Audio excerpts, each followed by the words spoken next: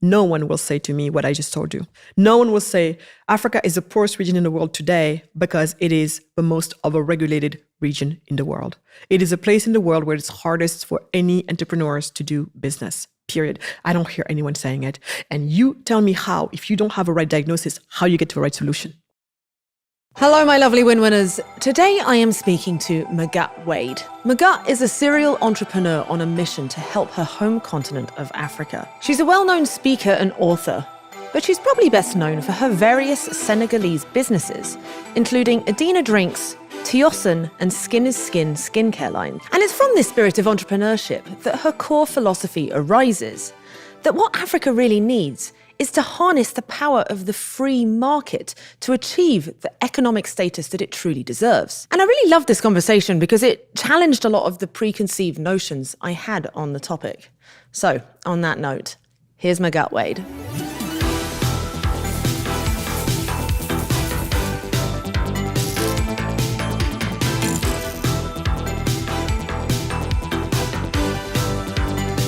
So Magatte, I want to start by understanding why it is that Africa has, it's not just a reputation, it seems to be true, that it is by far the poorest continent on Earth. 17 out of 25 of the world's lowest GDP per capita countries are sub-Saharan Africa. Over 50% of the world's extreme poor live there. And by extreme poor, that's defined as less than $1.9 a day. Conventional wisdom seems to say it's purely a result of colonization, lack of education, but your thesis seems to be something quite different. So could you explain what are the various factors that are contributing to this? So the way I would answer that, Liv, and by the way, completely true. I think most people do not like to hear, even today, many Africans, you say Africa is the poorest region in the world, and then there's all screams and cries. Why are you saying that? We're the richest.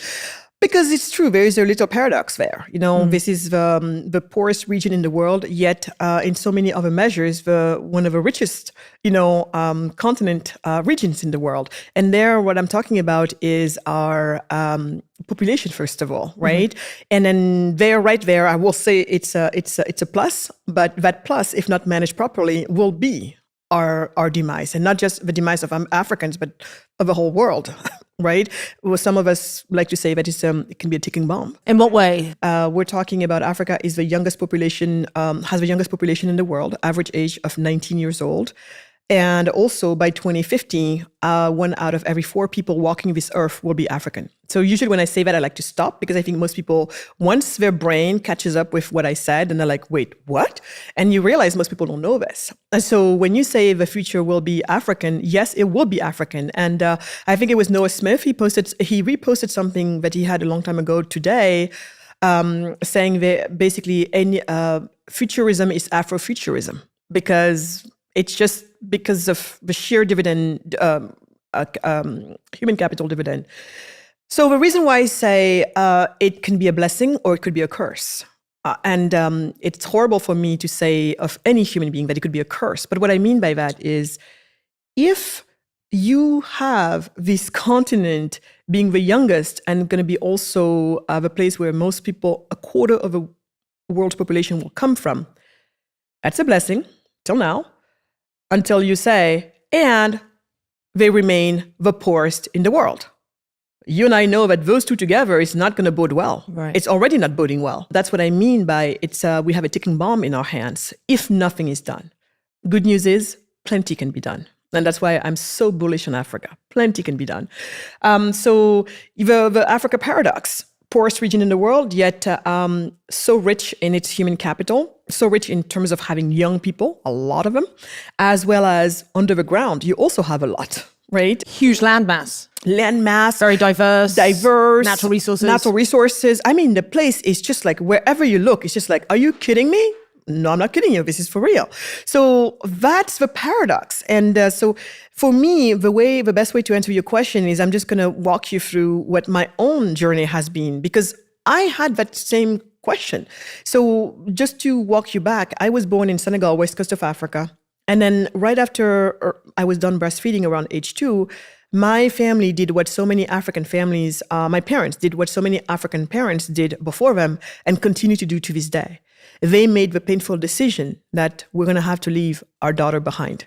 It must be so difficult. I think people who don't go through this have no idea. And eventually, a few years later, they called back for me. And what you have to understand is, even though they were able to immigrate under safe circumstances, that's not the way for many people. To this day, Liv, you look at Senegalese news, and you're going to see a boat just tipped over somewhere between Senegal and probably the coast of Spain or somewhere in Italy. For many people, that's how it ends. And you're at the bottom of the ocean serving as fish food. So this is the reality for many of them. And sometimes people would hide in the landing gear of planes, and somewhere above England, where you're from, the body drops. Yeah. So that's the level of desperation. Level of desperation. And they know, for the most part, they know that these are not tiny chances of them not making it. These are like really almost 50-50. And yet, with all of that in mind, the people I talk to, the young people I talk to, the women I talk to who want to do this, they look at you straight in the eyes and they say, I prefer death to the alternative. And they say, what type of life is that? That your mom needs help and you can't provide it for her, and in nothing else, you're an extra mouth to feed. What type of life is that your brothers and sisters, you watch them dying of diseases that no one should be dying of any longer? What sense of your utility on this earth do you have when you can't provide for yourself, let alone for those around you? And I think we would all feel the same way. At some point, what is life all about? Is it just about you come, you eat, you have fun, you fuck, and that's great? Really? What's the point of life? And I think for these people, it's really not lost on them. What's the point of life? They want to live productive lives. So then my parents moved, they emigrated, it worked out, and they called for me. So I arrived in Germany in the middle of the winter. I'm like, what the hell? And my what the hell it was not just the weather. The weather was weird, don't take me wrong. But most importantly, Liv, what I saw was the first question that popped into my little girl's head, the little girl that I was, how come they have this and we don't? And all I was talking about back then was, how come back home to take a shower, grandma has to get a charcoal stove going with real coal, fan it.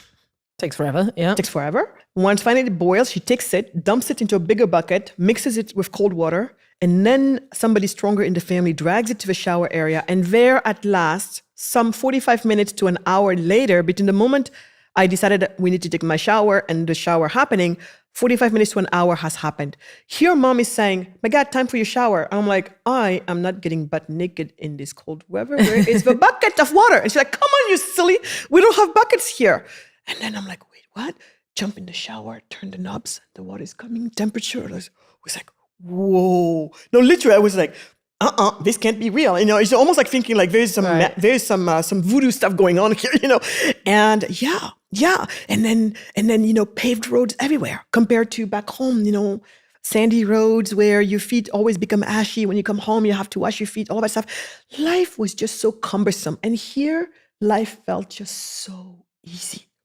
And I was just like, wow, how come they have this and we don't? And eventually the question became, how come some countries like mine are poor, while others, like the US, like Switzerland, New Zealand, Australia, all of these countries, how come they're rich? Japan. And I've heard it all. I've heard people bringing up the IQ theory. I heard people saying that because we're savages who always fight each other. I heard people saying that, they're just because they're stealing all of our natural resources away from us. I heard people saying it's because of colonialism. I heard people saying it's because of racism. But you know why none of that made sense to me?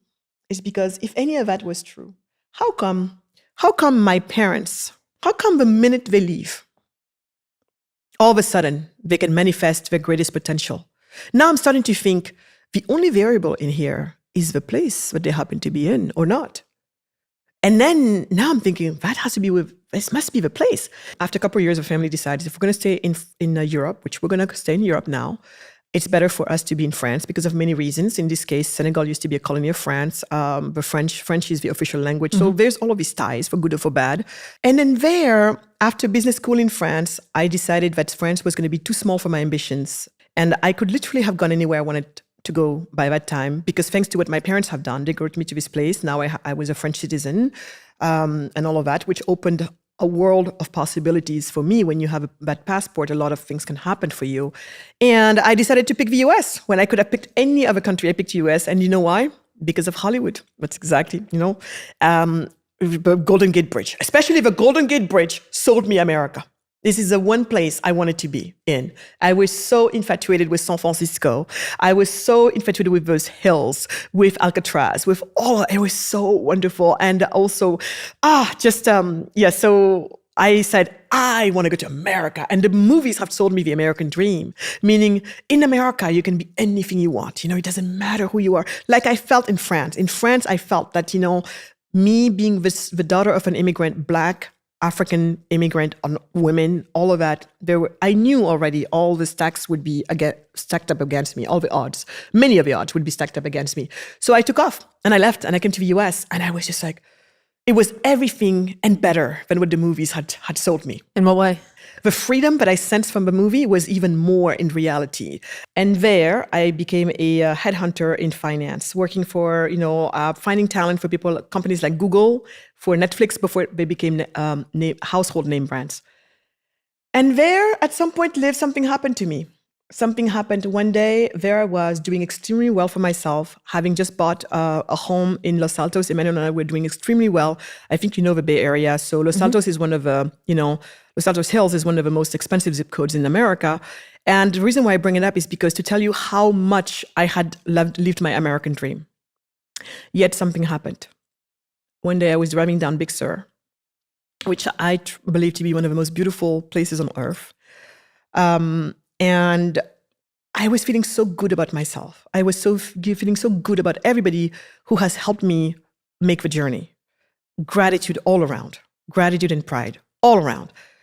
But just like at any time I felt that way, the next second, it's almost like somebody would flip a switch in my head. Literally. I lived my whole life like that. You go from gratitude, happiness, light, playing music, driving down Big Sur, and all of a sudden, it became dark. And what happened in those moments is that I would think about what I told you about earlier, about the people drowning at sea, the people falling off of airplanes, and the people being sold as slaves. And it would just be the most horrible thing. But that day, something more happened. Because that day, I think, my body just jerked. The pain was so great. My body just jerked so badly that the steering wheel, normally I should be dead by now. I should not be talking to you right now, literally. It's only, what happened is between me, God, and the elements that day. But they say the mind has an infinite ability to make sense of pretty much anything, including of the worst. Mm-hmm. That's how I think some of us, some people were Nazis and still, justifying it. The mind has an amazing ability to do that, but the body doesn't. And I think that day, my body decided to dissociate from my mind.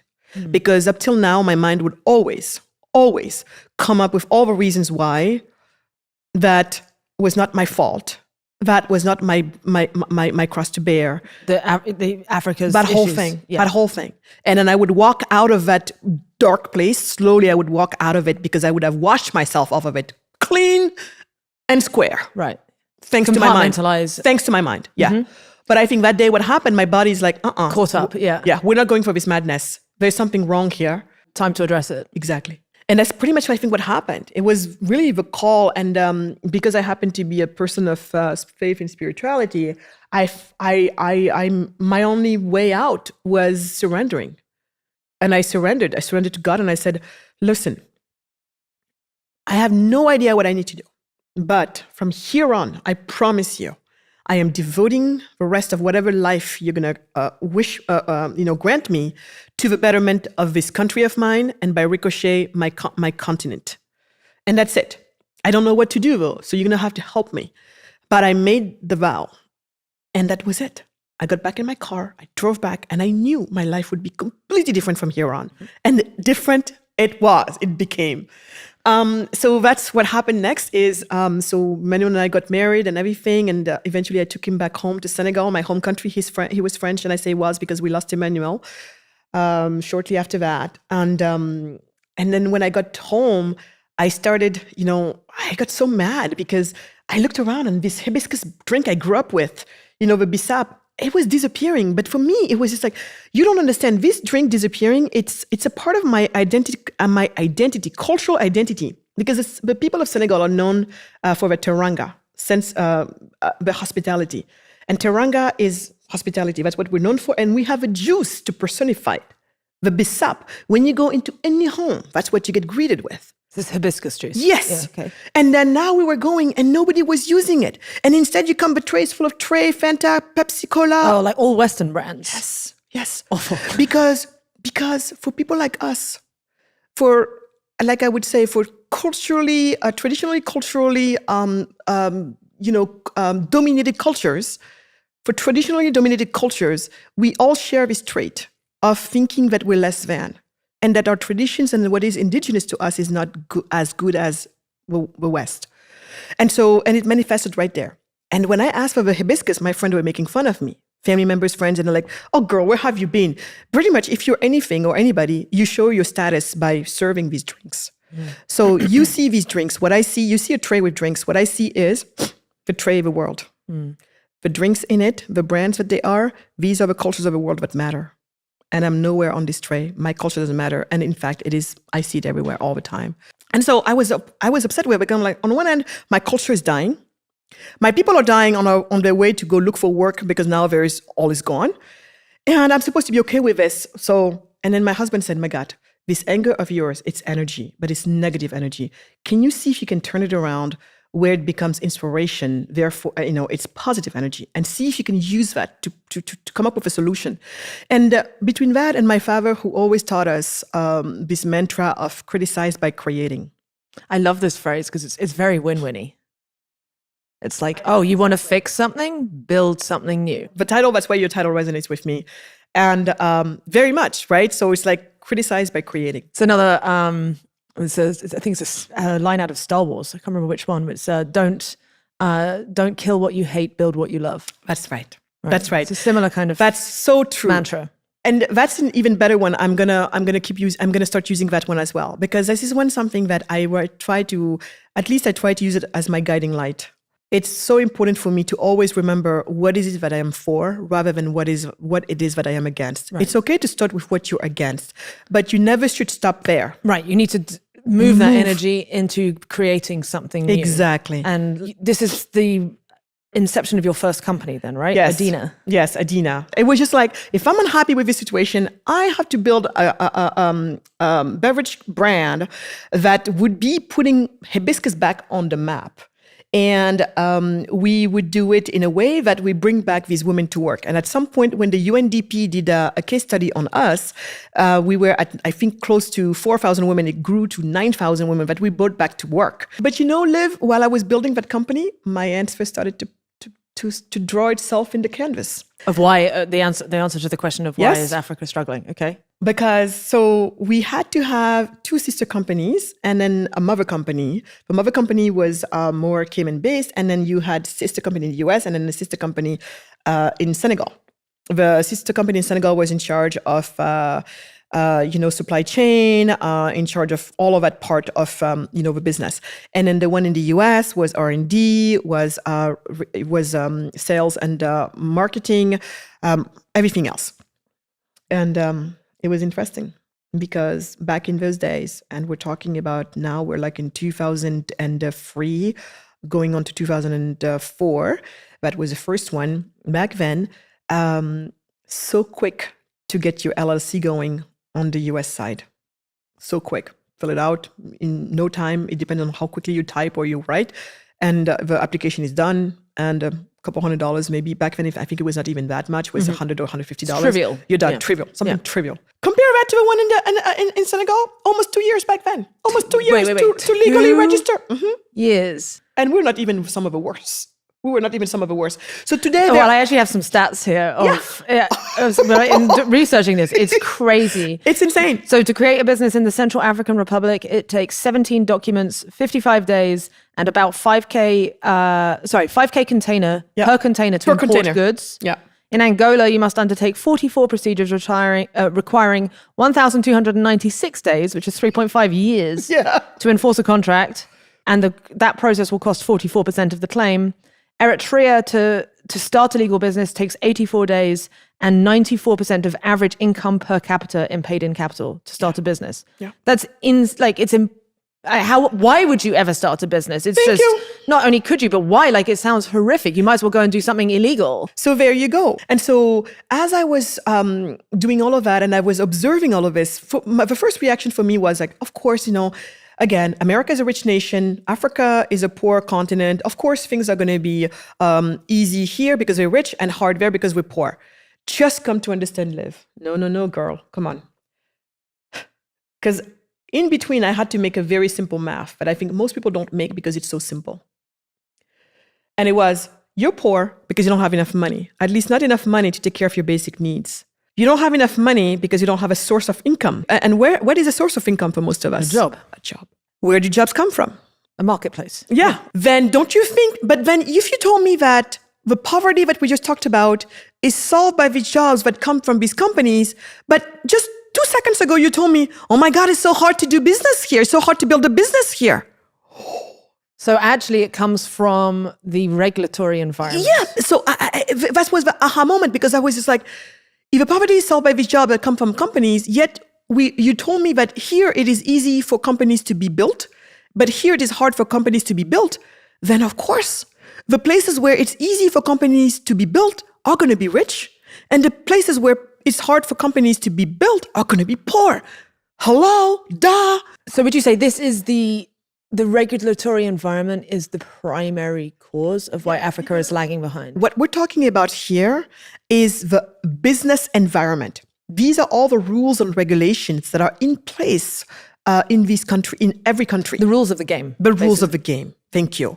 So if here the rules of the game make it so near impossible for you to enter the game, then most people are not going to want to enter the game. You said it yourself. Why bother with this? When I looked there, I was shocked because it is not something that most people were talking about. To this day, they're not talking about it because to this day, you line up 100 people live. 100 people.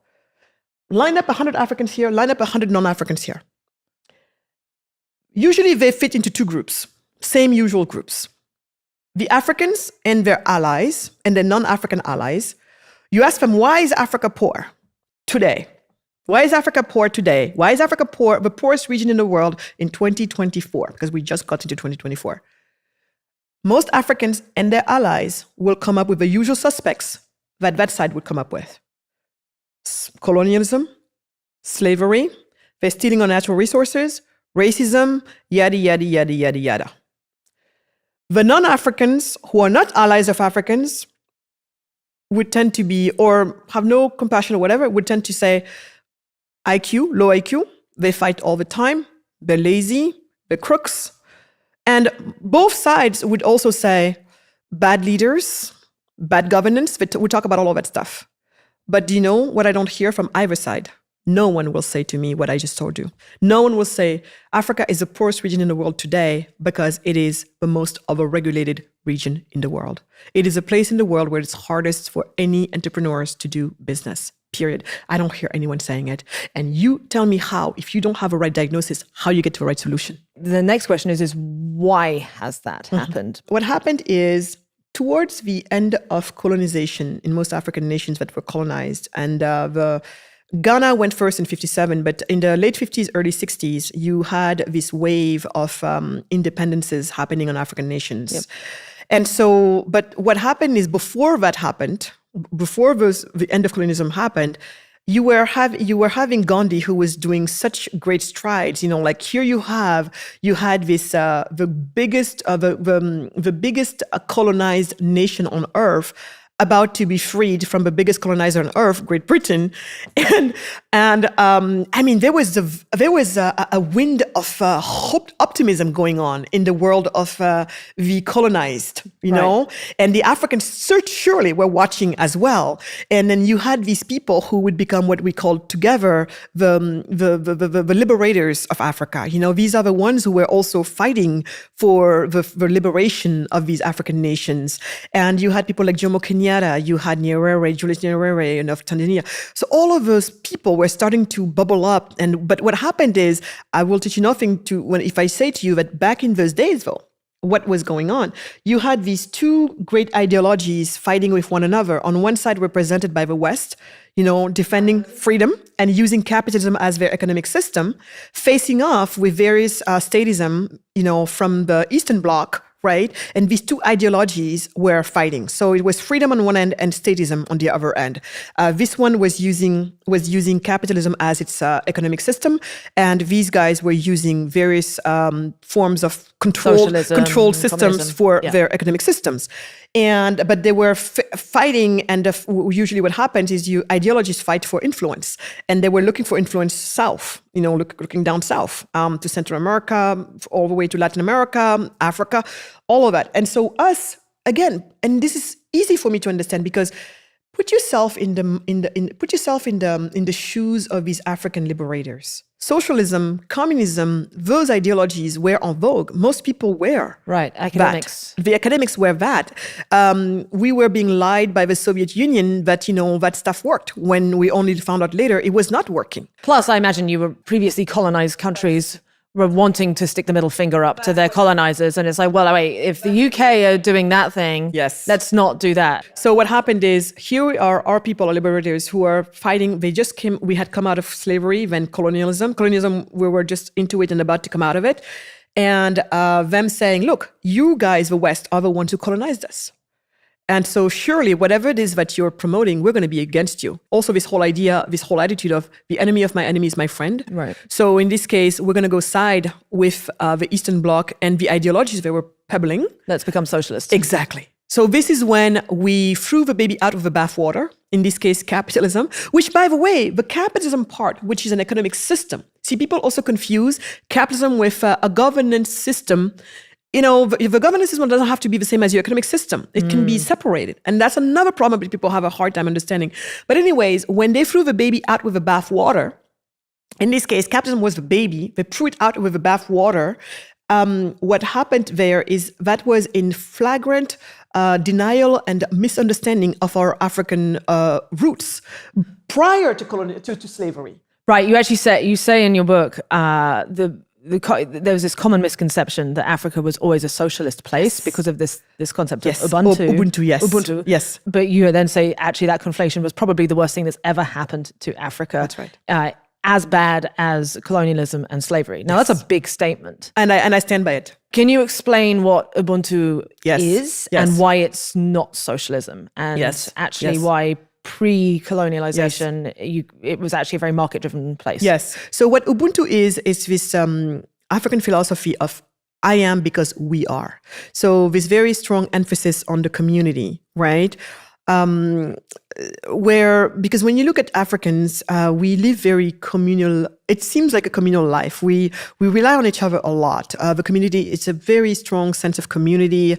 It's all about family. Community, family, exactly. And even beyond the family, it's like the community, your clan, all of that stuff. So we're very strong about that. And people would think, so when you look at it from that standpoint, you're thinking, aha, you collectivist. No. Remember, capitalism is just an economic, system. It's not like your social system. See, socially speaking, we're socialist. Socially speaking, we're collectivist. Socially speaking, we're about the family, the community. But economically speaking, the way we made our money was capitalist.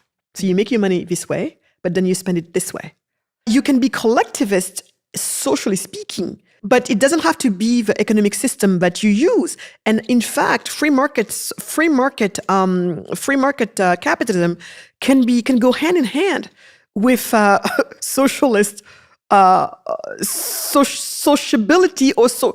I don't know how you would say it like that, but this is something that people are struggling with. But where we need to make the differentiation is, one is an economic system, and another one is a form maybe of governance, or even how you as a society want to operate. But it doesn't have to do much with your economics. Because I like to say, I don't care, you want to distribute your money all you want, like the Scandinavian nations, fine. But first, somebody has to make the money. And there's one way to make money. One way, last time I checked. One way. So do whatever you want with the money you made, but you got to make it first. Many Africans, they resent the idea of capitalism because for them, it goes against that identity of theirs that's very Ubuntu-like. And I say, I am Ubuntu like you are, but it has nothing to do with the way we make our money. And actually, George would show that when people made money in Africa pre-slavery, 1/3 the person who made it decides to put it back into the community, the other third to reinvest, and the other third to keep. That's what makes the most sense, actually, to me. So it's what people then do. They make their money in a capitalist way, yes, but how they then distribute yes. is actually quite social. That's right. That seems like a very healthy balance. I would think. Yeah. I would think. So when you go back and you look at the work of people like Professor George Ayite, Ghanaian economist, who really had the insight to look places where no one was looking at for his time, because in his time it was really it was not good to be not socialist. Everybody was going with a pattern, and he's like, no, there's something at odd here.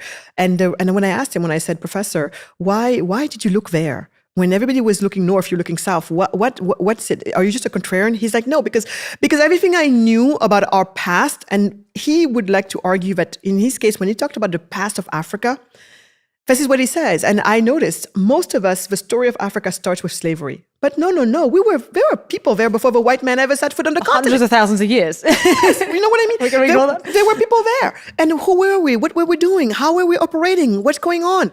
And eventually you learn that, Africa, we had some of the most sophisticated, trade routes in the world. There is definitely open trade. And then people, when they arrive at a center where trade is happening, all of a sudden you have these insurers kind of being born out of nowhere. So to ensure the trade that's happening, and then when the trade is over, then everybody moves on. So it was a very sophisticated market, over time. Yeah, market-driven economy. Exactly. The chief, you find that in many societies, the chief was just basically a person in which the people have entrusted. It's almost like you are the safe, right? But anytime we're not happy with you, we take back our stuff from you. It's not yours. So there was a form of democracy as well. Yes. And better than democracy, I would like to argue, and this is going to be the topic of my next book, this whole concept of critarchy, the law of the judges, rather than the law of the legislators. Critarchy? Yes, critarchy. So critarchy, that's all it means. It means the law of the judges. So It's the judges. So in many African communities, especially this is very known, especially in with the Somalis. If you read this book, The Law of the Somalis, I mean, that book is one of my favorite books. And that's the one that my next one is going to be building off of, because the gentleman who wrote it could not finish it. He died. He was a Dutch scholar married to a Somali woman and living in her clan on the land with her. So he totally got to understand a lot of these things. But anyway, in many African nations, as George also would show, there was nothing to judge until there was a crime. So a court would only be formed once there is a crime. And every crime has a price. And this idea of jail, we did not know. Jail was not part of our thing. So if there's a price to pay, if you who committed the crime you could not pay for it, then your family is going to have to come up with it. If the family cannot come up with it, the clan come up with it. So there's a sort of self-enforcement mechanism. There's some strong incentives of to not mess around. Yeah, to like slap down any crime emerging in your community. That's right. And even better, when a crime occurs, let's say you stole a cow from me, that's a crime, and we're going to have to educate this thing, right? So what happens there is now a court is going to have to be formed to educate this case. And guess what? The beauty of it is that both you and I are going to be nominating the judge. one judge, but it's going to be somebody that you said yes to and I said yes to. And it was such a big pride in the community to be elected judge. So everybody is exerting the virtues. Everyone feels like you're fair. Exactly. Everybody now is working on the virtues on a regular basis on the virtues to be a good judge. So people are really outperforming themselves to be fair and you're not going to vote for somebody that you know is going to be biased against you or whatever. So by definition, that judge we pick, you and I, we know it's going to be the most fair to both of us. And see, these are how we were doing things. So that's why I like to argue that critarchy in my mind, especially if we can find a way to upgrade it. And that's the next book I'm going to work on. It sounds like a very bottom-up Yes. form of justice and legal governance. Yes. I would like to revive critarchy, updated for 21st century, where the rights of the minorities, especially women and children, is going to be more respected. Right. So, and all types of other minorities. So that's the one thing that's the one piece that I have to get right. But then everything else in my mind is so, and if we can get that piece added to what critarchy traditionally was, then we come up with something that in my mind is going to be superior to democracy as we know it. Because we can all see that democracy has shown its limits. This democracy, winner takes all. We all agree that this is better than anything else we have had so far.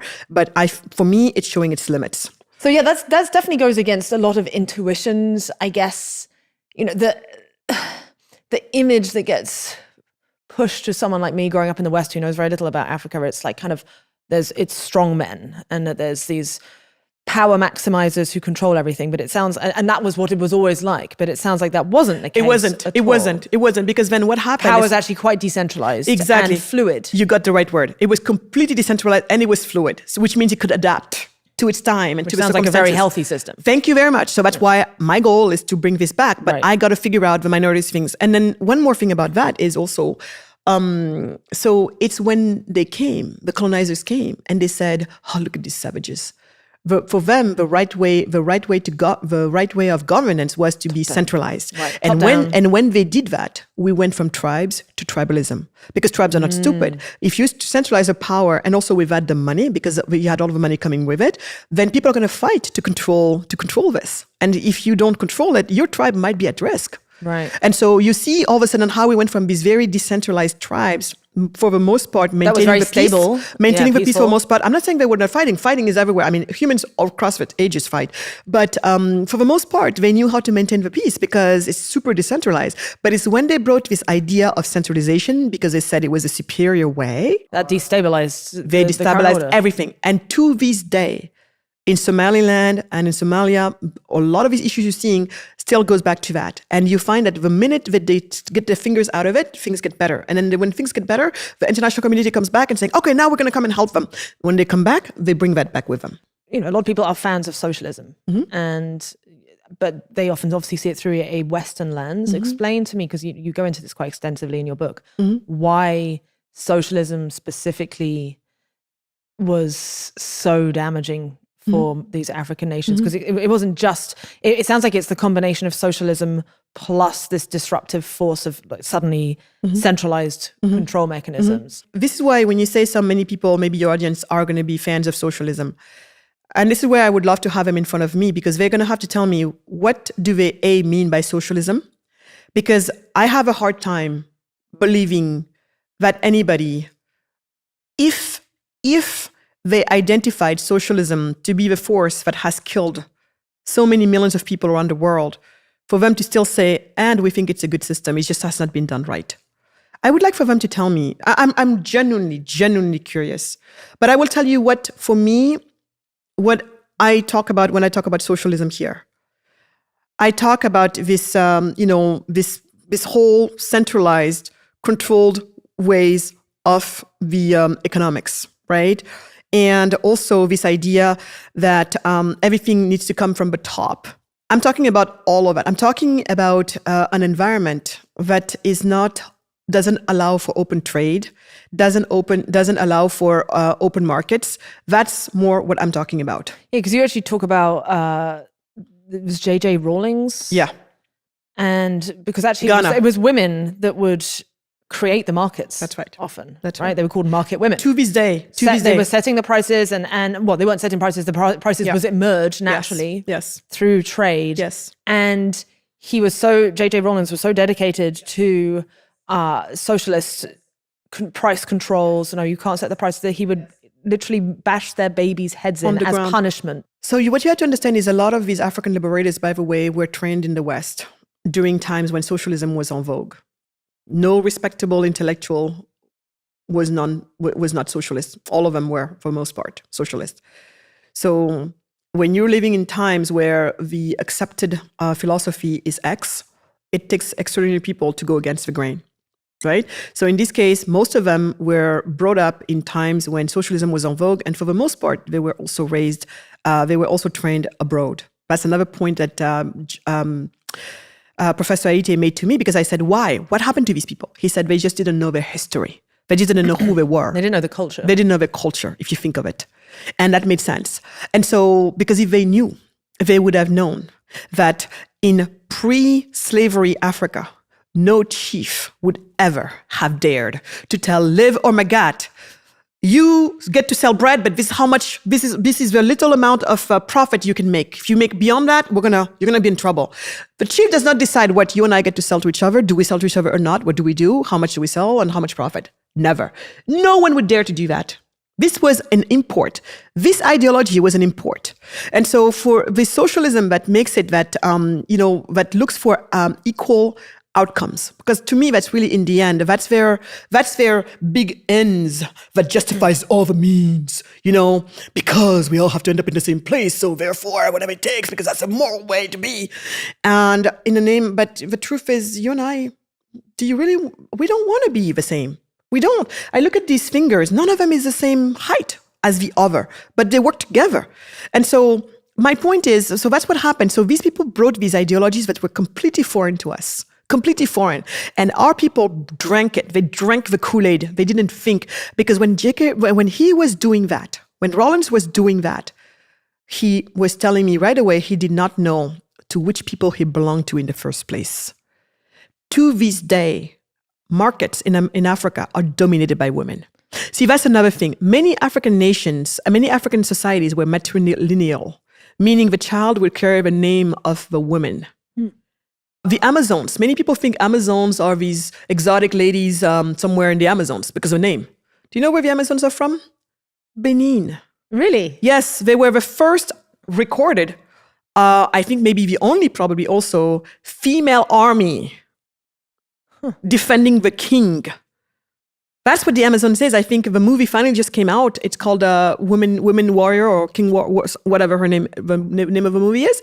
That's what it is. So a lot of these things, we had it like that. So it's actually much more gender balanced, or even matriarchal societies were existing. Yes, and then that does not go with the narrative. Again, it's like we've fed it's patriarchy everywhere. We've been fed so many crazy things, and then the other thing is also same thing. They came the West, especially some of our very Puritan for the most part, and they said to the right a social order between men and women is the men in front and the women in the back.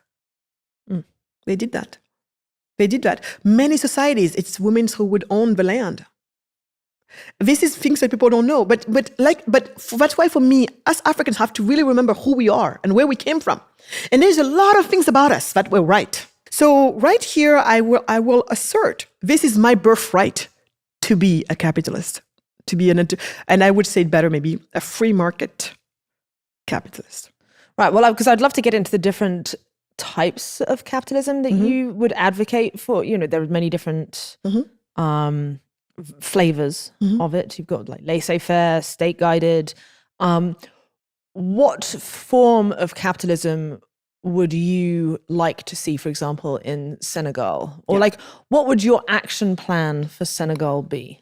What I believe is no person left behind. And what I mean by that is as simple as everybody needs equal access to opportunity.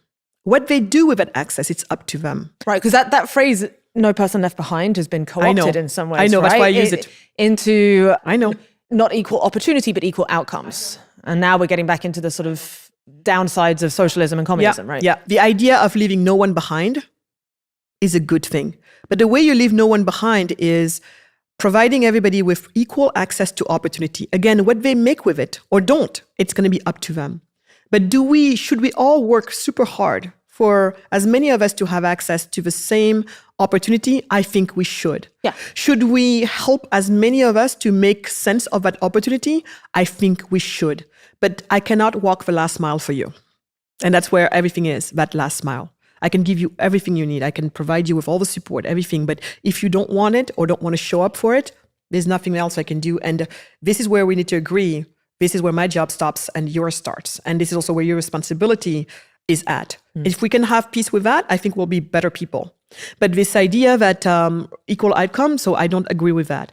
So because of that, because I care about equal access to opportunity, for me, we go back to the environment.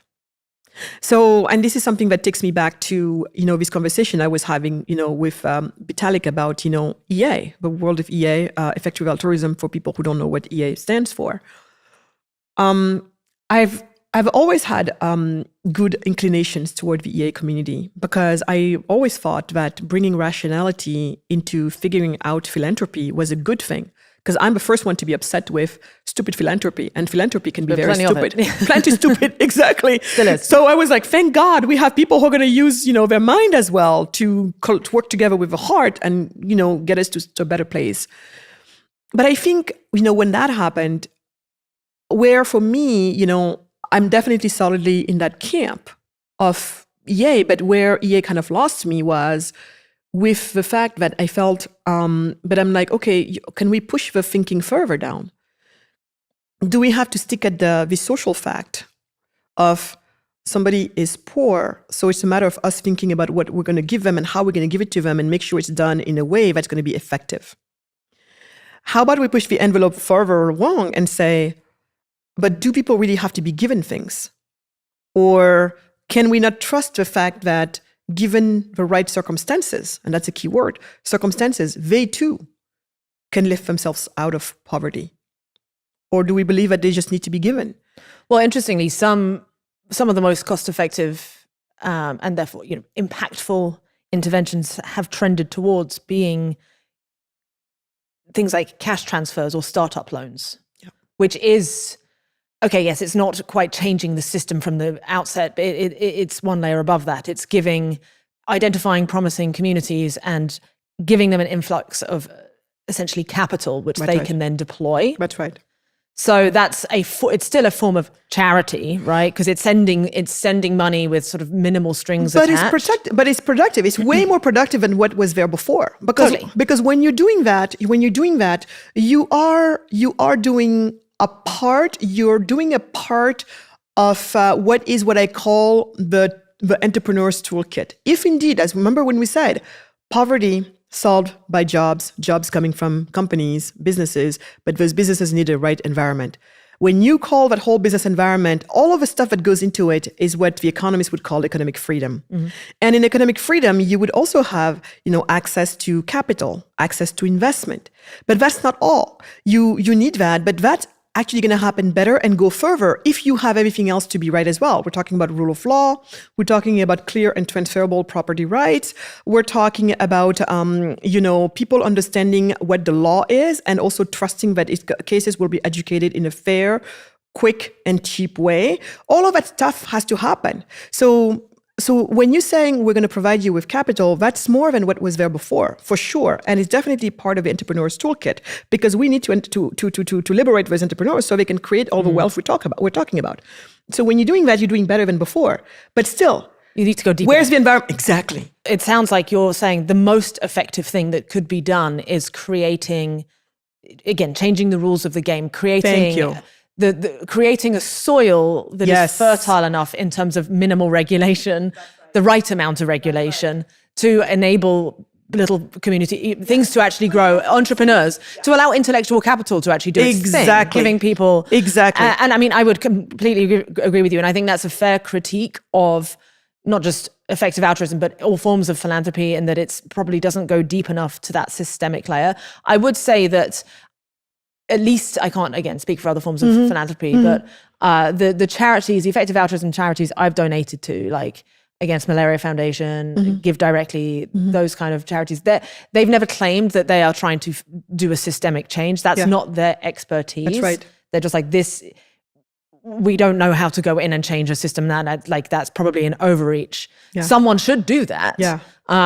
Those problems, this is the best way in the current system to try and help lives. That's right. Now, like, doesn't stop anyone else coming in and trying to, which is, I guess, what you're trying to do, right? You're trying to do the systemic change. Right. Actually, before we move on into the systemic change and I think the different types of capitalism, I'd love to get your thoughts on foreign aid. Because that's a very different thing. It's technically a form of philanthropy. Yeah. But if we've talked about effective philanthropy, that's, from what I can gather from the way you're rolling your eyes, that's the most ineffective and possibly even net negative. So can you explain why? Sure. So foreign aid, for people who might not be familiar with it. So first of all, before I even go into the whole thing of aid, I want to make it clear, and I always make it clear, I don't have an issue with humanitarian aid. When disaster strikes, we all have to go and help, and that's just we help like a first. Big earthquake. We help, exactly. Famine, we help first, and we talk later, right? We don't ask questions. It's just like it's a no-brainer. So it's never do I have an issue with that.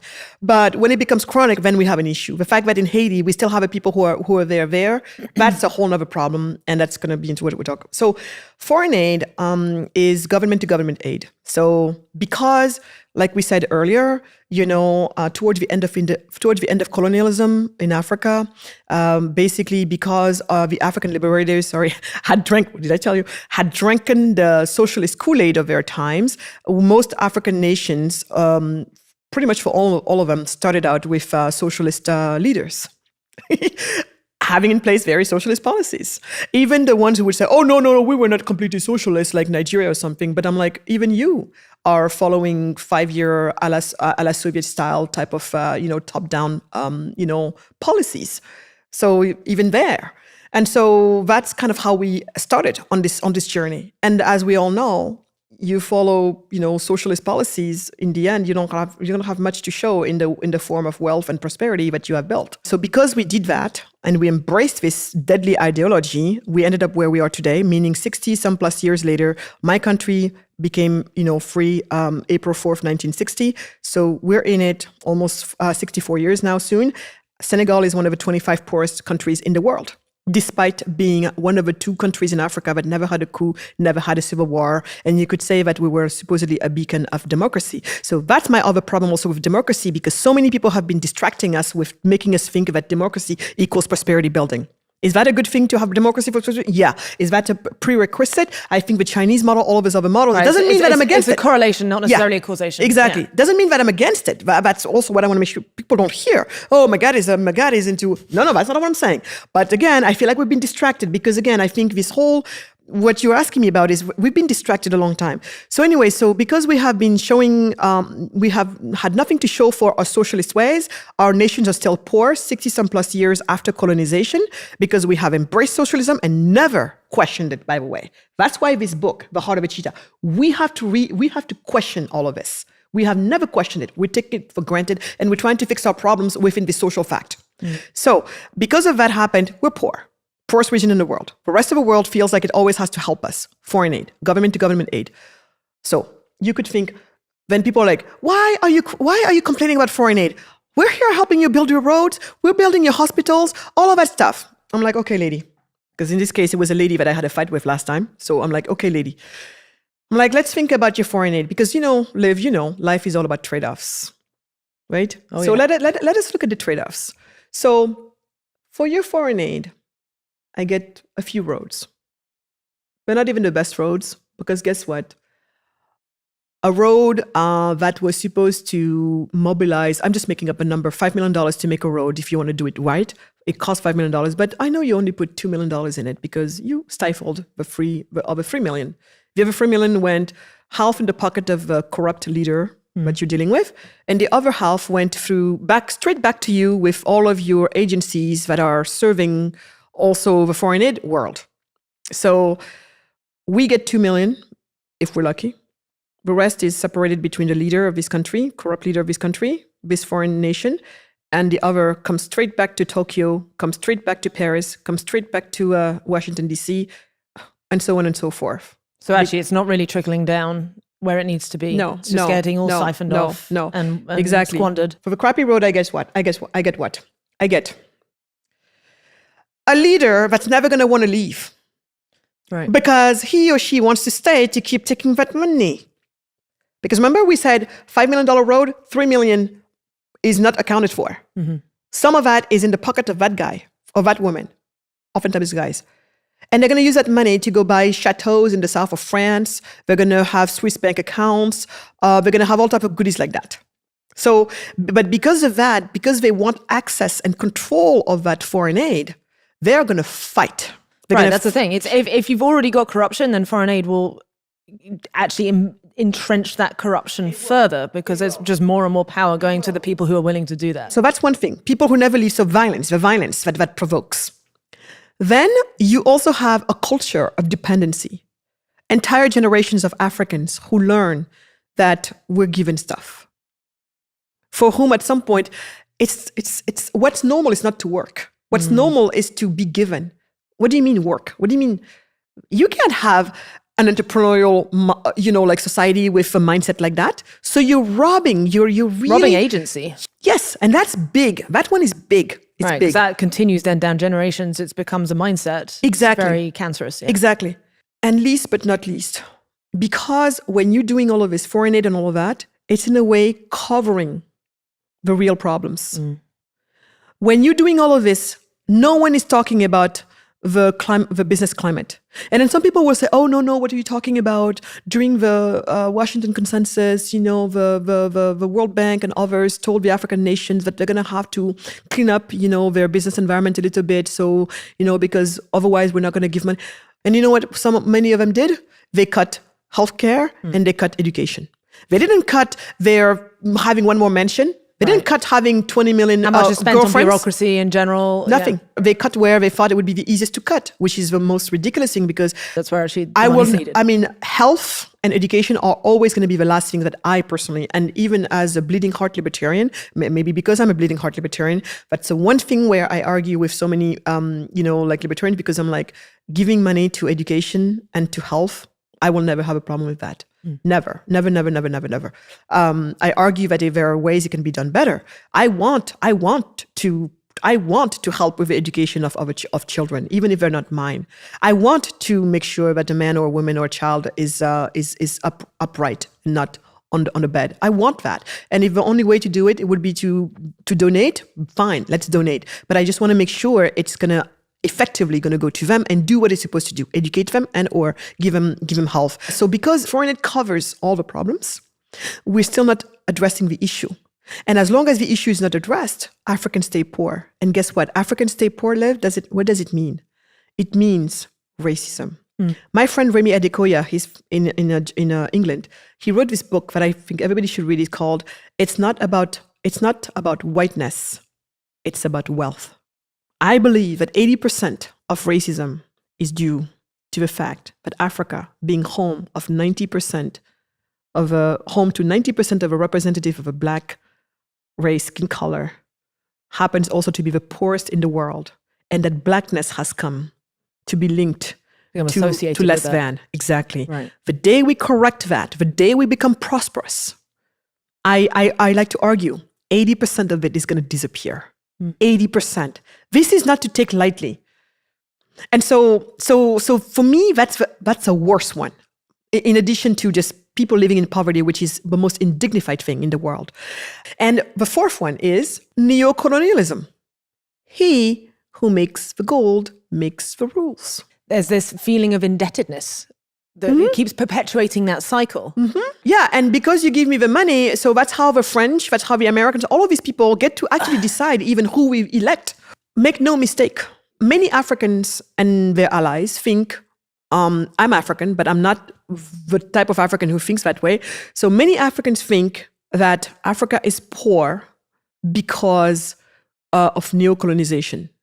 They'll say, okay, colonization is done, but we're still colonized, we're neo-colonized, meaning like everybody's meddling with our affairs and everything, or buying our resources on the cheap. Like basically, we're still neo-colonized. And I say, make no mistake. We are neocolonized because we are poor. We're not poor because we're neocolonized. Very different. They don't think about it. And as long as we remain poor, the rest of the world will help themselves. Before we get into some of these solutions, what's an example of foreign aid that you do support? Basically, the only forms of aid that I support is the aid that helps people be productive. Which actually brings back to almost like the type of give directly. Yes, I always support, like, some people are asking when something happens, even in when there is a disaster that strikes, I say try to support people on the ground. And this is my other thing with centralized versus decentralized. Local is always going to know better. And that's why I hate socialism as well. Local is always going to know better than the central planners. Right. It's just the nature of the beast. It's just a richer information landscape. That's it. You're going to have higher quality information. Yeah, and feedback loop. And the feedback loop is shorter and it's more potent.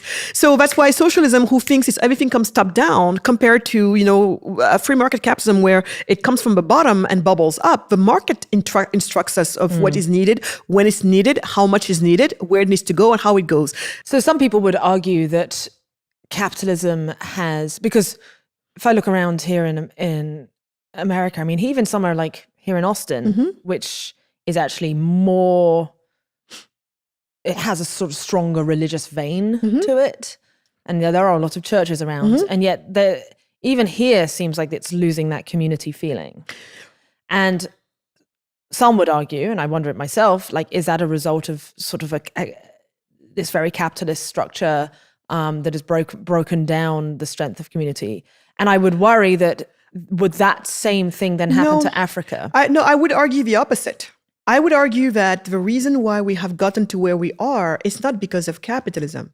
It's actually because the state has been taking on more and more. Right. Because and robbing communities of their cohesion. Exactly. Whether it's through self-enforcement. Yeah, because at first, when it was all of these mutual aid societies were more or less, private, because the church, it's all private, right? You're doing is people coming together, getting something together, a church, a mosque, or whatever, or just, I don't know, like a women's house for women.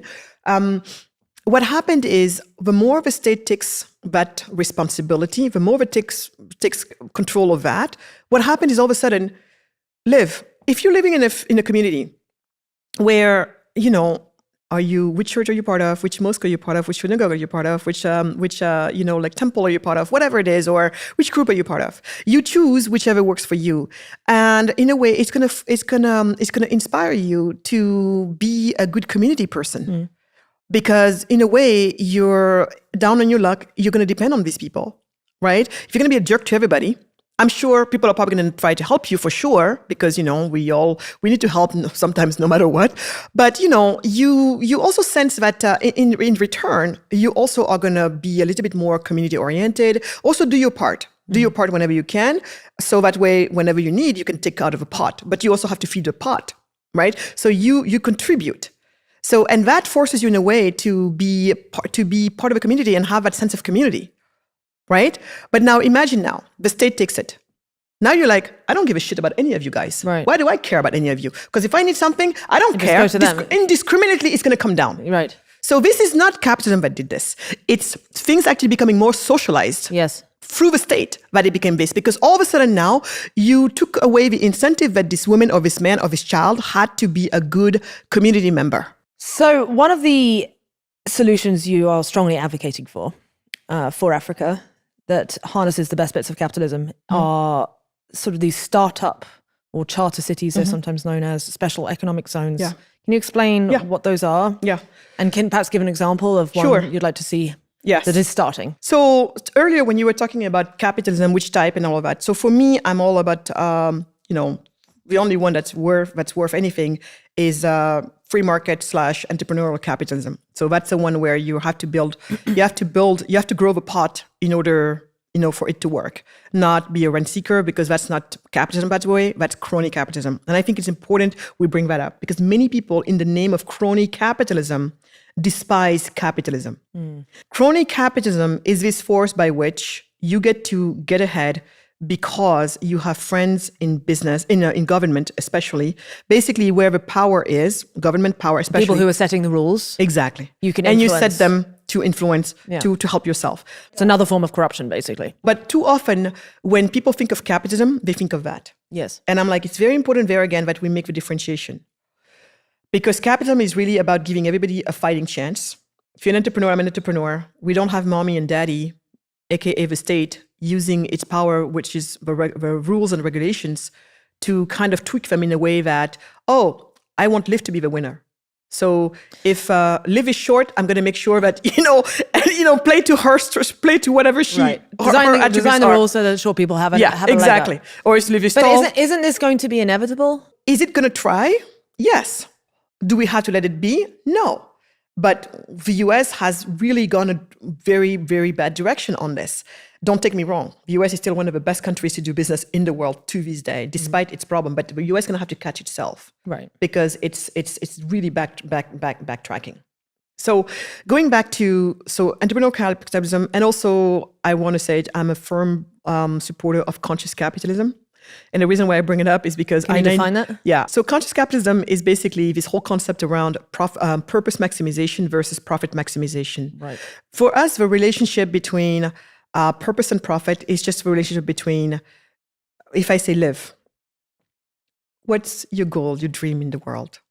And I know you're going to tell me it's something that's going to be, but something about changing the world, right? You want to change the world. Finding the win-wins. There you go. But in no circumstances will you say, my goal is to to produce as many red blood cells as possible. But you need to produce them if you want to stay alive, so you can do all of those big things. That's the only thing. That's the only So John Mackey says it the best. Profit is to the human being with these big goals what the red blood cells. That's it. You got to have them. You got to produce them. They got to be abundant. It's a metric, but not the metric. Exactly. It's not the end goal. If you don't have profits, you cannot sustain the whole machine. But it's not the end game. So purpose maximization over profit maximization. But what we have found is if you go for purpose maximization, you tend to do better than those who don't care about purpose maximization. And it makes sense because for conscious capitalists, a business has 6 stakeholders: employees, your suppliers, your customers, Mother Earth herself, as well as the community in which the business is working, and yes, your shareholders. And anytime you make a decision, it's got to be a win between all 6. The pushback is that the company that sacrifices a few of those will get the leg up. Like if they're the ones who, let's say, don't also make sure that Mother Earth wins because they can externalize the costs, some form of pollution, and thus, because they're kicking out those costs, they're not factoring them into their equation. They can put that money straight back into growing faster. Arguably, they would then get a leg up ahead of the ones who do the slow, more expensive things, such as taking care of Mother Earth. So that's where my internal struggle is with, I still describe myself as a capitalist, but that's what this Moloch problem is. No, and it's a very good point. How do we beat that? It's a very good point. And this is why us conscious capitalists, we like to say that we're all about value. It's about value. And what do we mean by value is, first of all, because what you described, you see, one is short-term looking, the other one is long-term looking. Mm-hmm. Many conscious capitalists, and that's why in a way, the companies that can do this the best is the companies where you still have a founder. That's why I have so much respect also for companies, like the Giga Fund, where it's explicitly, we're going after founders that are working on problems that are 20, 25 years down the road. Right. And very we want, long view type. And we want these founders to be in the game for long, because we have found that actually those type of companies are better served by the original founder. Or the family, if it's a family company like in Europe or whatever. We have found that it's just so much better. So this is why, and if you want to provide value, there is a connotation of time baked into this equation. And so this is also where our dialect, where the dialect is different. The words we use are very different. What we go after is very different. But it is known that in the long run, keyword, in the long run, we win. And this is also where we show it's easier to be a conscious capitalist when you're a B2C, business to consumer, direct to consumer, or business to consumer, where the consumer gets to definitely vote directly. So it's easier for tighter Whole Foods. feedback loops. Exactly. It's exactly. So it's easier for Whole Foods to win, for example, compared back in the days to Walmart, because you get to see exactly what's happening, and you leave it to the market to communicate about what they're doing better than the other guys. It's thanks actually to companies like Whole Foods Market, who are way smaller than Walmart. Then actually Walmart became the biggest seller of organic cotton in the world. It's because once we started putting the emphasis on it, and the consumer base started to realize, these issues, then they started to vote with their dollars. So it's easier for them to vote with their dollars when they have a direct, like you said, a direct feedback loop, and they know what's going on. And so traditionally for B2C, companies and brands, it's been much easier than, let's say, if you're patronizing a bank. Right. Because you don't necessarily know what they're going with a bank, or even your pension fund plan. You don't know where and who they're investing in. Clear information flows. Exactly. So because of that, all the things you're talking about is true. But I would argue that, again, this is an opportunity. I don't see it as it's a challenge, but a challenge that calls for an opportunity. We need for B2B to be better communicators. Okay, so it sounds like your philosophy is very much, certainly when it comes to Africa, but in general, get rid of a lot of regulations. Yes. Most regulations are dead weight. Mm-hmm. They're actually counterproductive. Mm-hmm. And coming back to this idea of startup cities, it sounds like these, so from my understanding of them, I'll explain and feel free to correct. A startup city would be an area that is built on a greenfield site. Mm-hmm. So it's not building within it's not taking an existing urban area and repurposing it.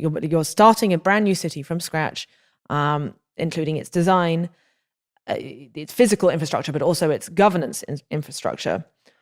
Presumably, it needs some starting rules and regulations. So what are examples of rules that a healthy startup city should have? The best way to think of them is that these are next generation special economic zones with their own law, their own governance, especially when it comes to commercial law. And also that they have they also have a custom regulatory framework. The reason why we go for zones rather than for the whole country at once, because we're having some of these conversations with some nations that are like, if you're saying that our law are inferior, why are we keeping them? Let's just leapfrog to what you're going to do with us. And problem there is, it's one thing to put the law, to say the law is changing. First of all, when you say which laws have to change and all of that, what people have to understand, because that's what happened. When I talk about this, like, my God, so where do we start? But doing business index ranking, where do we start? These 10 indicators, and every indicator has sub-indicators. Where do we start? I say the problem is, it's complicated. Because what it is it's not about touching this law, touching that law. It's like you have to have a certain an amount of reforms happening together at the same time for it to all of a sudden make sense. It's almost like, in Italy right now, they're giving you these homes for the symbolic euro, because all of these villages are emptying themselves.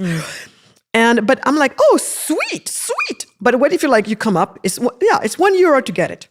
But, you're going to need, I don't know how much money to renovate the damn place. That's fine. You might say, I have to renovate. But once you're done renovating it, the taxes on this home is going to be, I'm just making it up, 50%. And by the way you're going to have to renovate it, it's going to have to be back to standards of back in the days. Meaning you cannot just use whatever you want. You cannot just build it where you want. You have all of these things to happen. And so all of a sudden, that €1, but you're like, no, keep your thing. Yeah. So that's the same thing. If you come and you say, for example, the labor laws, for example, in the labor laws, and you say, okay, Magatte, we get it. That is so wrong that right now, in order for you to hire Liv, you basically have to sign a contract in three sets, and then you most importantly, you have to bring it physically, because our government people don't open their emails. So you have to travel to them, and we're in the countryside. It's 2 hours, an hour and a half to 2 hours to get there to take this thing. And there, some government official who has probably never even gone to my village, has never built a business, gets to decide. Let alone work in one business. This person is going to get to decide if Liv and I can work together. He's going to be this is right now, because when I talk about these things, people think I'm talking about crazy stuff like laissez-faire. I'm like, no. I'm talking about things where a government official gets to decide if you and me can work together. And then they say, oh, and go to your doctor. Liv has to go to her doctor and get a certificate to show that she's physically apt to do this job. Oh my God. A desk job? Really? No, but this is rent seeking for the doctors. Right. These laws are there. If you try to take it off, guess who's going to be in the streets? Probably them, because you're taking away income from them. And so you can say, but then let's say we fix that. Let's say it's all fixed. But at the same time, the tax laws are still so complicated that, like it is today, it's truckloads worth of laws, which means it's complicated, which means complicated laws means you're going to make mistakes, honest mistakes. And in this case, honest mistakes tax-wise means you're going to be harassed by the government and or put in jail. So, now all of a sudden you said, fine, you and Liv can enter freely into a contract. I don't have to oversee it. Same thing when you fire each other. I don't have to, because that's the same thing. I cannot fire you without the approval of the government. And so why would you ever hire anybody if he's taking on all this burden? Yeah. But let's say all of that is fixed. But still your tax code is so complicated, you're going to make mistakes, meaning you're going to be harassed by government or whatever. Meanwhile, the permits, the time it takes to take permits for construction or whatever, it takes forever. All of these things take forever. Do you think that even though it's now a good thing that I don't have to consult with the government to hire or fire you, that's definitely lighter. But do you think it's still worth it for me to get into business? No. So you see how you have to have a minimum threshold of reforms to happen together at the same time for it to finally be Sounds like you click. need to really just start again. Thank you. You just said it. Start again. But you can't start again at a whole country level. No. Because for good or for bad, there are people there. They're doing what they're doing. So there's the inertia, there's people's inbuilt status quo bias, even the people who are suffering. Exactly. Yeah. Exactly. They can't imagine a better world. Exactly. Yeah. And especially in many cases, you find that you're going to have to go from civil law to common law. Like almost all Francophone African nations are going to have to migrate from civil law to common law, because the French forced their colonies to retain civil law even after colonization. It was part of a deal. Can you define very quickly the difference between common law and civil law? So common law is, the best way to think about it is everything is allowed until there is a problem. Until there is a problem, and it's get brought up. Where civil law is nothing is allowed unless it is specifically allowed. So one comes from an absence of rules and another one comes from an abundance of rules. Exactly. Yeah. Where here, the absence of rules, eventually some rules are going to start to build, but they're going to be better rules because they come out of reality. They come out of reality. They're not some like idealized theoretical thing from people sitting in an ivory tower figuring it out. Exactly. Figuring it out and totally missing the mark. So that's why in so many ways you can understand why, common law is so much better for business than civil law is. Civil law, basically, you have the right to do nothing unless it was specifically told you were told that you can. So how can you innovate within that, right? Where the other one, innovate all you can, and then when there is a problem, we'll educate. So the problem is, my country is going to have at some point to migrate from civil law to common law, Senegal, with many others like that.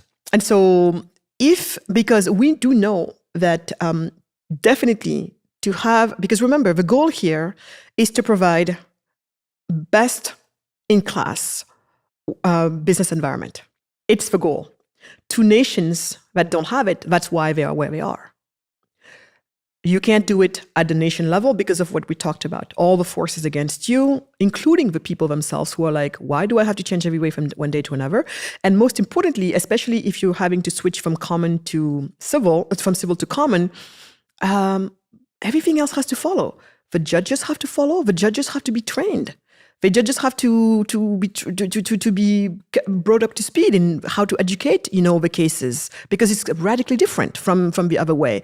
The lawyers, your whole legal system, your whole judicial system, everything has to follow. It's not just I made the change at the legal level that everything follows.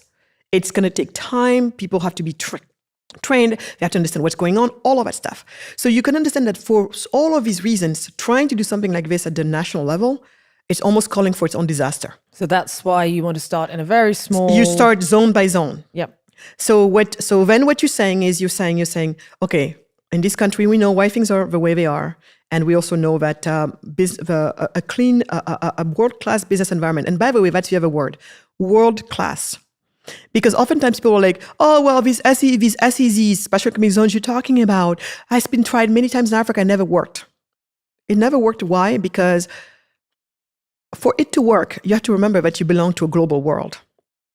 And many African SEZs are still running on an 80s software. 80s software in 2024, the people are going to go where there's 2024 software. Right. Sorry. Yeah. So you upgrade your damn software, or people are going to leave you behind. And that's exactly what's been happening to us.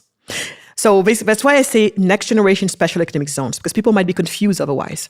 So you say we're going to do it in a zone by zone to start with, and ideally greenfield, because it means there's nobody there, there's no one there, you're not taking away from anybody or anything. And there you say, here, this is going to be our chance to do it right. We have a clean canvas to start from, and let's do it right. So what these startup cities are is there on this particular piece of land where the rest of the land is running on the worst software possible when it comes to business environment. Here, we're gonna proceed to give them the best in-class business environment. And how is this funded? Privately funded? Yes, because again, markets remain the best. And that's another thing about SEZs as well, special economic zones. It is known that the ones that are more or less, that the more private they are and the better they perform. And it makes sense because you're subjected to the forces of a market. It's not like some government that has no accountability, just doing whatever sounds right in theory and paper, doing it in reality, whatever. So that's the other thing. So these things happen privately, but they happen with the government. Right? So you have to, for this to happen, you can't just come to a country and be like, oh, I bought this piece of land, so I'm going to do whatever I want. You can't. It doesn't work like that. You identify a piece of land. Sometimes the government will be willing to give it to you because many countries like mine, a lot of the land belongs to the government. So they can decide to be like, okay, we're going to do it on this land. If you identify this is the best place to do it and it works for us as well, then let's do it here. Or in some of the places, you can buy a piece of land somewhere, but you still need to negotiate with the government in order, because we're talking about laws here, right? Right. And so here, I'll give you the example. So in this case, for me, my favorite example is Prospera out of Honduras in Roatan, the island of Roatan. And full disclosure, I think Prospera is doing such a great job, but I'm actually joining them, and I'm the co-founder of Prospera Africa. I'm very excited about all of this. But so what in this case, they bought the piece of land, and it was more or less like a big resort. It was a big resort that it started off from.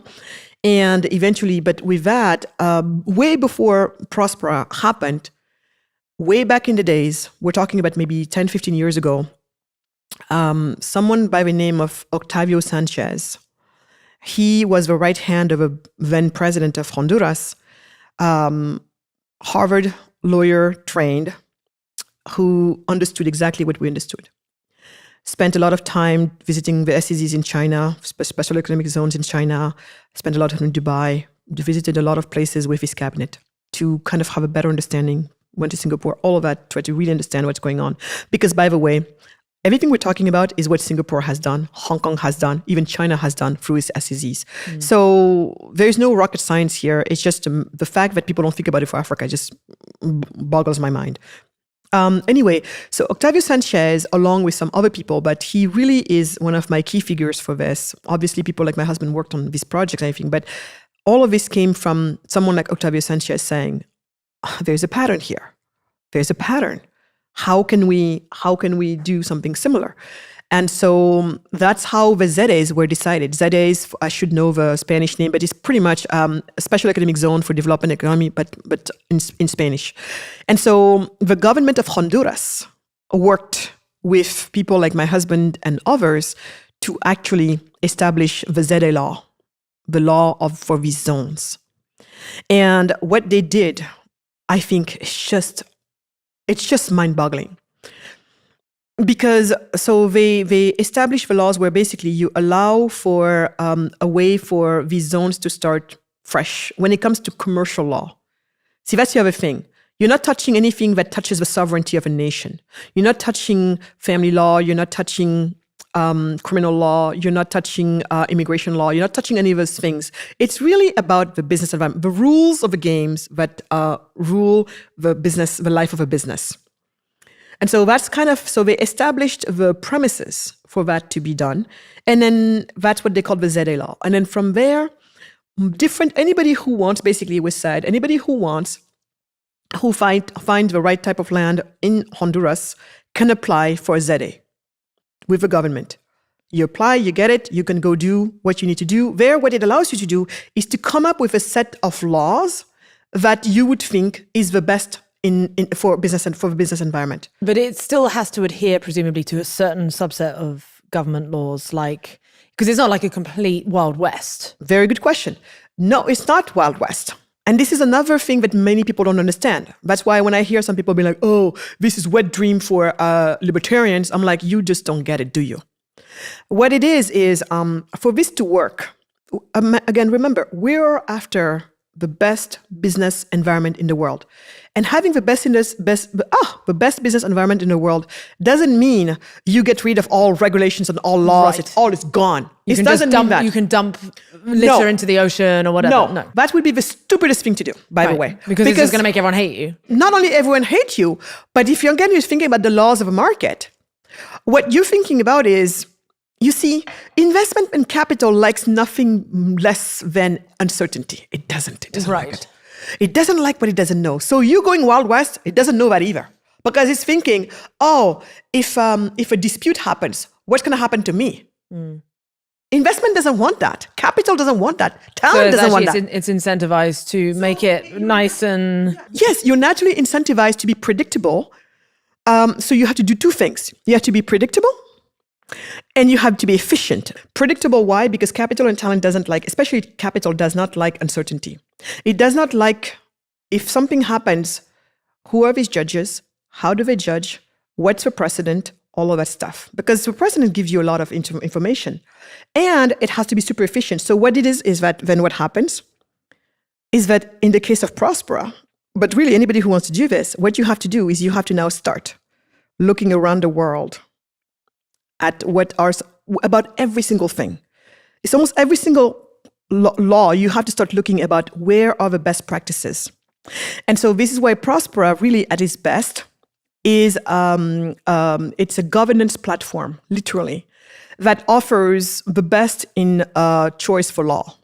So, for example, if you are a health company, like you're in the biotech or like you're in the medical device or like some type of health-related company, what Prospera has designed is a system where you have a choice of law where you can say, based on the company that I'm operating, you get to choose which OECD law do you want to follow, which one. So you could say, I am going to follow US law. I'm going to follow Japan law. I'm going to follow, some EU, country law, or I decide to choose the Honduran one. Right. You see how it attracts optionality. Totally. It attracts all of them because now they're like, oh, you mean I can run my biotech company just like if I was in America, which by the way, in this case, I decided was the best for this type of, for my field.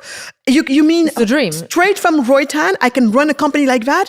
Or, screw the one from America.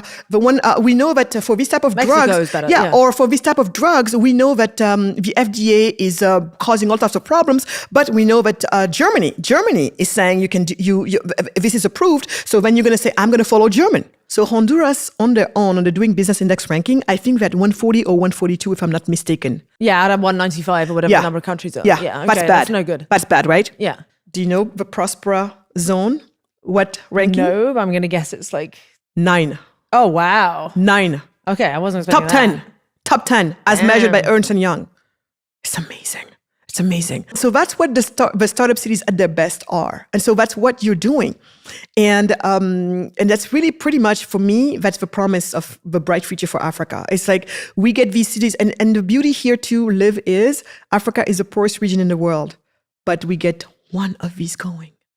It's over. It's game over. No, I see that because it's like planting a seed. And again, it shows if it actually is prosperous, then people are going to want to emulate that. Yes. So how can the people watching, win winners who are a fan of this podcast, there's a lot of people with a lot of energy for this kind of idea, this kind of project. What would you advise for them? How can they get involved? First of all, especially for when it comes to Africa, because that's really what I'm going to speak of mostly. Because I'm the head of global affairs for Prospera Global, and also co-founder for Prospera Africa. So, but when it comes to Africa, I would suggest to people to start, even if it sounds self-serving, I wrote this book because I wanted people to understand. So the Heart of a Cheetah is a good place to start with, so you have a better understanding of the lay of the land, what's going on, what happened, and most importantly, how do we get out of this, and the role of a startup cities. And I can attest, it's a really fun book. Thank you so much. Thank you so much. So I would say start there, and then also join us. Right now, there are two things I'm doing. One is just this year, we're creating what we call the African Development Fund for the startup cities in Africa. What this is, it's what we call the Exploration Fund. So this is a fund that's going to allow for more of these explorations to happen, because I have a few more countries in the roster that are interested, and it's a matter of, talking to them. Because what you have is, at the bigger level, they're understanding more now the startup cities / charter cities, what it is. And again, good work has been done by everybody in the ecosystem, including people, obviously the Charter Cities Institute people like Nicholas Enzinger, who has a venture capital firm specifically devoted to investing in companies that are in prosperous zones. Everybody that's interested in that should reach out to me, because this is our exploration fund. Like I said, we have a few more countries in the roster that are interested in all of this. And beyond that, obviously, there's going to be investment opportunities in these cities. And again, like I said, remember, everybody, Africa is the youngest population in the world, 19 years old. And by 2050, 1/4 of every person walking this earth will be African. So as Noah Smith said it, futurism is Afrofuturism. And the sooner you get on, the better it is. And for me, it's also another way to reconcile the world. It's sort of another way to heal us, to heal each other. Heal the history. To heal the history. And do it in a way where it's not about guilt from here or guilt from there, or your ancestors. No. You, me, we have no say in what our ancestors have done. You're from England, I'm from Senegal. We have no say in what our ancestors have done. Some of my ancestors, Africans, were selling other Africans. Your ancestors were buying them, and all of that was happening. Okay, so everywhere you look, there is pinks. You can point. You and I have nothing to do with that. There's nothing absolutely we can do about that, and. Surely the future and the present and the future does not need you and me sitting here and having a misery, right. Yes, lamenting about that. But what today needs and what the future needs is for you and me to hold hands and look forward and work together to change the future. And that, you ask me, we have everything live right now to do that. Everything. It's George Ayite who said the cheetahs, the future of Africa, and I would like to argue the future of the world lies on the back of cheetahs. Cheetahs versus hippos. The hippos are these people who are part of a system. They're glued, like the hippo is like in the water, in the river, and it's like so stuck over there. Aggressive. They're aggressive and they're crazy, right? Scary. Yeah. And they're like, don't eat my food. They kill more people, I think, than pretty much it. They're the worst. Mosquitoes. No, they're the worst. Of the large animals, they're the most dangerous. They're the most dangerous. So those hippos are over there. They're kind of stuck in their ways and all of that stuff. Cheetahs. Have you seen how cheetahs run? How they hunt? Cheetahs are the fastest land animals. And they work together. They work together. A cheetah coalition is a beautiful thing to watch. It's so coordinated. 80% of their action is in preparation, and 20% is the run, and then they go. It's crazy. I just love cheetahs. They're very efficient. Oh, very efficient. So that's who we are. That's us. The cheetahs are the people who said, we are not going to wait for anyone or anything, especially not government, to get it right. So this is what we all are. You're a cheetah, I'm a cheetah, everybody's a cheetah. And we got to find each other. And the good news is only take 1 to 5% of a population to change the world, for good or for bad. That's the promise of it too. So let's find each other and let's join hands. A lot of the groundwork has been done. Poverty truly can be solved in our lifetime, because anytime this has been done, it takes less and less time to see the result. When the first, the ancestors of the startup cities were happening, it was taking 35 years maybe for people to see the difference. Dubai, which went last, was done in 20 years, I believe. We're talking less than a generation. By the time we do the African cities ones, maybe 12 to 15 years, we can see the difference. So when I hear people saying, how do we solve poverty? This is how you solve poverty. But we're going to have to be radical about this. And if philanthropy world is not getting it because they're designed in a way that they can't address systems, then it's going to be up to the rest of us to design something that can address systems. And this is something that for the longest time folks thought we could not do anything about. But now we're proving them you can do something about it. So, but our world is not designed to support systems. And as you can hear in everything I explained, there is nothing like colonial about anything I described, because the fact that companies have access to better jurisdictions, multinationals, it's known. Multinationals can pick and choose which ones they're going to be ruled by. Now, let's bring it down all the way to the littlest person in the community. And so this is pretty much what's there. And I think I know no better, more beautiful way than to finally all of us come together, finally kick poverty down to the curb, because we've got bigger job to do than trying just to sustain people. We have cancer to solve. We have, more rockets to send into the earth. We have more of the diseases to solve. Every one of these Africans is one brain that's going to waste, as it is right now. It is the most stupid thing that we're doing to ourselves collectively to leave anyone behind, leaving such unproductive lives due to poverty. There was a really interesting statistic about actually the most unemployed people certainly in some of the Western African nations are the most educated. The more educated you are and the more likely you are to not have a job. That's nuts. Think about the waste of this. Yeah. Think about this. It's like all this intellectual capital, these brilliant young minds, and they're just sitting there doing nothing. And they're so frustrated, which then creates conflict. Yes.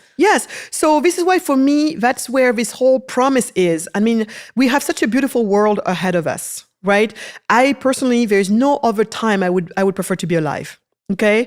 As a Black woman evolving in the world, this is the best time to be alive. And I can almost say for sure that I believe it's the same for you, because even if back then maybe you would have been queen or who knows what else, still you would have had to maybe die in childbirth for reasons that don't have to be, or who knows what else. Today it's not the case. So by all metrics, we are living our best lives. Let no one tell you otherwise. And we can make it even better by bringing out everybody else with, out of poverty into prosperity.